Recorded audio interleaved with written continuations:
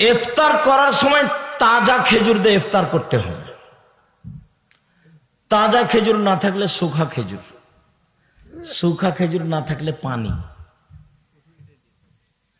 রাজশাহী চাঁপাইনবাবগঞ্জের ফজলি আম যতই মিষ্টি হোক না, দামি হোক না কেন, ইফতারের যোগ্যতা রাখে না।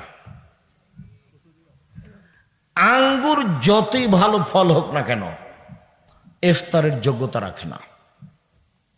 পৃথিবীতে যে কোনো ফল, যে কোনো খাদ্য ইফতারের যোগ্যতা রাখে না, শুধুমাত্র এক তাজা খেজুর, না হলে দুই শুখা খেজুর, না হলে তিন পানি।